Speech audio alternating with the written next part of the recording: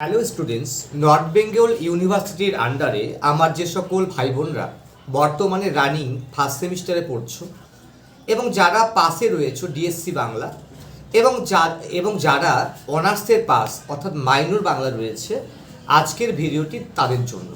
প্রথম থেকে শেষ পর্যন্ত দেখবে, কেটে কেটে দেখবে না।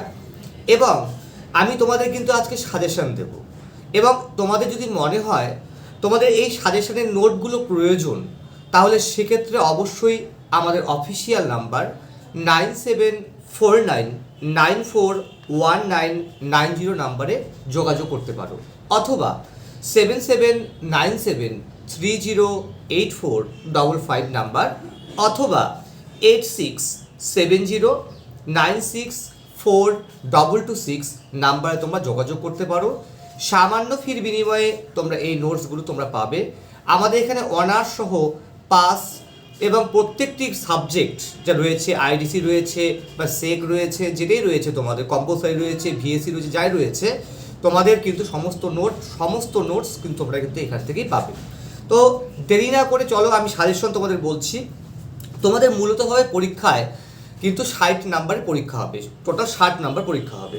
এর মধ্যে তোমাদের 12 নাম্বারে লিখতে হবে, ঠিক আছে, 6 নাম্বারে লিখতে হবে, 12 নাম্বারে 2টা লিখতে হবে, 6 নাম্বারে তোমাদের লিখতে হবে 3টা লিখতে হবে, 3 নাম্বারে কোশ্চেন লিখতে হবে 4টা, এবং 2 নাম্বারে লিখতে হবে।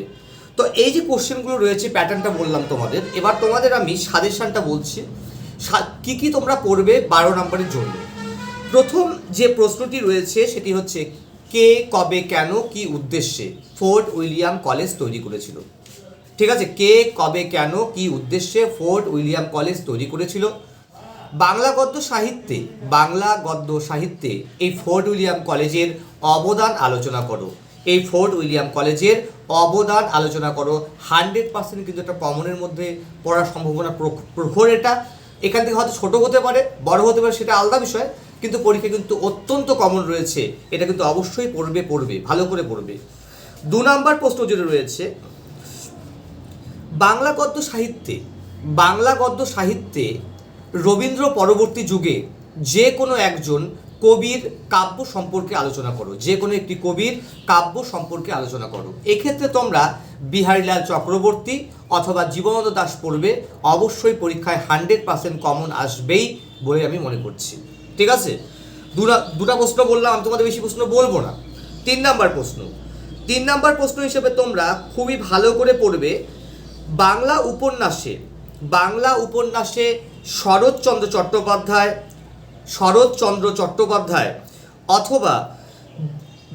অথবা বিভূতিভূষণ বন্দ্যোপাধ্যায়ের অবদান আলোচনা করো। বাংলা উপন্যাসে শরৎচন্দ্র চট্টোপাধ্যায় অথবা দ্বিজেন্দ্রলাল রায়ের অবদান আলোচনা করো। ঠিক আছে, বিভূতিভূষণের অবদান আলোচনা করো। প্রত্যেককে খুব ভালো করে পড়বে। 3টা প্রশ্ন বললাম 12 নম্বরের জন্য, লিখতে হবে কিন্তু 2টা। আর একটা প্রশ্ন বলছি, বাংলা নাট্য সাহিত্যে রবীন্দ্রনাথ ঠাকুর অথবা ঐতিহাসিক নাট্যকার হিসাবে দ্বিজেন্দ্রলাল রায়ের অবদান আলোচনা করো। এই 4টা প্রশ্ন তোমাদের দিলাম। আশা করি 100% এখান থেকে কোশ্চেন কমন পড়বে বলে মনে করছি। আমি কিন্তু তোমাদের ভুরি দিচ্ছি না। যারা দেখছো তাদের প্রত্যেককে বলবো তোমরা এখনই খাতায় তুলে নাও সাজেশনগুলো। পরের প্রশ্ন, এবার আমি 6 নাম্বার হিসাবে তোমাদের প্রশ্নগুলো বলছি, খুব ভালো করে পড়তে হবে। 6 নাম্বার লিখতে হবে কয়টা? 6 নাম্বার লিখতে হবে তোমাদের 3টা। ঠিক আছে, আসবে 5টা। তো এর মধ্যে তোমরা বাংলা গদ্যে বিদ্যাসাগর অথবা রাজা রামমোহন রায়ের অবদান আলোচনা করো। আমি আবার বলছি, বাংলা গদ্যে ঈশ্বরচন্দ্র বিদ্যাসাগর অথবা রাজা রামমোহন রায়ের অবদান আলোচনা করো। খুব ভালো করে তোমরা এটা পড়বে। একটা প্রশ্ন বললাম। 2 নাম্বার প্রশ্ন, বাংলা নাট্য সাহিত্যে মাইকেল মধুসূদন দত্ত অথবা দীনবন্ধু মিত্রের অবদান আলোচনা করো। এটা হলো 2 নাম্বার প্রশ্ন। এখান থেকে একটা কোশ্চেন 100% থাকবে, হয় মধুসূদন দত্ত বা দীনবন্ধু রায়, দুটার মধ্যে একটা কমন থাকবে। 3 নাম্বার প্রশ্ন হিসেবে যেটা বলছি, 3 নাম্বার প্রশ্ন হিসেবে তো ভালো করে পড়বে। যদিও এটা 12 নাম্বার হিসেবেও দেখে দিতে পারবে। সেটা হচ্ছে বাংলা কাব্যে ঈশ্বরচন্দ্র গুপ্ত সন্ধি যুগের কবি সম্পর্কে আলোচনা করো। ঈশ্বরচন্দ্র গুপ্তের সম্পর্কে আলোচনা করো, ঠিক আছে, তার কাব্য সম্পর্কে আলোচনা করো, দেখে যাবে খুব ভালো করে, ঠিক আছে। 4 নম্বর প্রশ্ন যেটা পড়বে, বাংলা নাট্য সাহিত্যে গিরিশচন্দ্র ঘোষ পৌরাণিক নাট্যকার, অবশ্যই পড়বে।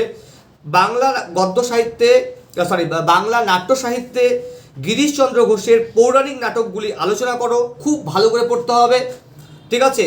4 নম্বর বললাম। 5 নম্বর অবশ্যই পড়বে, সেটা হচ্ছে ছোট গল্পকার হিসাবে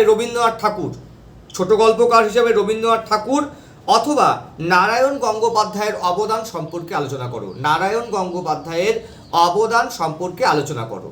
এইটা হচ্ছে জাস্ট 5টা দিলাম, এখান থেকে 3টা অবশ্যই 100% থাকবে বলে মনে করছি। এরপরে 3 নম্বর প্রশ্ন হিসেবে তোমরা যে প্রশ্নগুলো পড়বে, 3 নম্বর হিসেবে ওই যে ফোর্ট উইলিয়াম কলেজ বলেছিলাম বড় প্রশ্ন, ওখান থেকে তোমরা পড়তে পারো যে ফোর্ট উইলিয়াম কলেজের 3 জন অধ্যাপক, ঠিক আছে, এবং তাদের একটি করে প্রবন্ধের নাম লিখো বা সাহিত্যের নাম লিখো, ঠিক আছে, মানে কি বই লিখেছে সেটার উপরে, ঠিক আছে, লেখো। 1 নম্বর প্রশ্ন। 2 নম্বর প্রশ্ন হিসেবে পড়তেই পারো, সেটা হচ্ছে জীবন দাসের থেকে আসতে পারে যে বনলতা সেন কাব্যটি কী ধরনের কাব্য, এটি কত খ্রিস্টাব্দে প্রকাশিত হয়, এর অন্তর্গত কী কী কবিতা রয়েছে, এটা পড়তে পারো। 2 নম্বর প্রশ্ন এটা। 3 নম্বর প্রশ্ন হিসাবে পড়তে পারো, সেটা হচ্ছে মেঘনাদবধ কাব্য নাটকটি কে কত খ্রিস্টাব্দে প্রকাশ করে, ঠিক আছে, এটি কোন ছন্দে রচিত হয়েছে। তারপরে 4 নম্বর প্রশ্ন হিসেবে পড়তে পারো দ্বিজেন্দ্রলাল রায়ের কয়েকটি পৌরাণিক নাটকের নাম লিখো। 5 নম্বর প্রশ্ন হিসেবে পড়বা, ঠিক আছে, প্রশ্ন পড়তে হবে, সেটা হচ্ছে চোখের বালি উপন্যাসটি কে কত খ্রিস্টাব্দে প্রকাশ করে, এটি কী ধরনের উপন্যাস, ঠিক আছে, কোন পত্রিকায় প্রকাশিত হয়। 4 নম্বর বললাম। 5 নম্বর প্রশ্ন হবে 3 প্রশ্ন হিসেবে পড়তে হবে, ঠিক আছে, অবশ্যই সধবর একাদশী এই নাটকটি, ঠিক আছে, কী ধরনের নাটক, কত খ্রিস্টাব্দে প্রকাশিত হয় এবং প্রধান চরিত্রের নাম কি। পরের প্রশ্ন হিসাবে রাজশেখর বসু বা বলাইচাঁদ মুখোপাধ্যায়ের ছদ্মনাম কি এবং এদের ছোট গল্পের 3টি বৈশিষ্ট্য লেখো, ঠিক আছে। এই কটা প্রশ্ন তোমাদের পড়লেই হবে, মোটামুটি হবে তোমাদের 3 প্রশ্ন হিসেবে বললাম। এবার 2 প্রশ্ন হিসেবে বলতে পারি, ওই বড় প্রশ্ন থেকে ছোট প্রশ্ন হতে পারে, সেটাও তো হতে পারে যে রবীন্দ্রনাথ ঠাকুরের কয়েকটা কাব্যের নাম লেখো, জীবনানন্দ দাশের কয়েকটি কাব্যের নাম লেখো, ঈশ্বরচন্দ্র বিদ্যাসাগরের যে গদ্যগুলি আছে তার মধ্যে কোনগুলি অনুবাদক কাব্য, ঠিক আছে, অনুবাদক গদ্য। তারপরে হচ্ছে ধরো সে গিরিশচন্দ্র ঘোষের কয়েকটি পৌরাণিক নাটকের নাম লিখো। তারপরে হচ্ছে নারায়ণ গঙ্গোপাধ্যায় কয়েকটি ছোট গল্পের নাম লেখো। রবীন্দ্রনাথ ঠাকুর ছোট গল্প বলতে কী বুঝিয়েছেন, কয়েকটা ছোট গল্পের নাম লেখো। মানে বড় প্রশ্ন থেকে রিলেটেড ছোট প্রশ্ন পড়তে হবে। তারপরে মনে করো বঙ্কিমচন্দ্র চট্টোপাধ্যায়ের কয়েকটি উপন্যাসের নাম লিখো। এমন হতে পারে যে কয়েকটা উপন্যাসে বললো, সেই উপন্যাসগুলি সন লেখো, ঠিক আছে। এইভাবেই কিন্তু পরীক্ষা আসবে। এবং তার সঙ্গে মানসী পর্ব, রবীন্দ্রনাথ ঠাকুরের যে কাব্য রয়েছে মানসী, সেই মানসী পর্বের মানে রয়েছে যে কাব্য রয়েছে, সেই কাব্যের অন্তর্গত যে রয়েছে মানসী এবং সোনার তরী যে পর্বটা আছে সেই পর্বটা সম্পর্কে লেখো। বাস এইগুলো পড়লে পরেই তোমাদের 100% কিন্তু কমন করবে। যারা অনার্স, যারা পাস, প্রত্যেকে এটা পাস হিসাবে পড়তেই পারবে। এগুলো ভালো করে পড়ো এবং এই নোটগুলো প্রয়োজন হলে অবশ্যই যোগাযোগ করবে। প্রত্যেকে ভালো থাকো, সুস্থ থাকো এবং অডিওটি সবার মধ্যে ছড়িয়ে দাও, যাতে তোমাদের বন্ধুরা জানতে পারে এবং ভালো রেজাল্ট করতে পারে। ধন্যবাদ।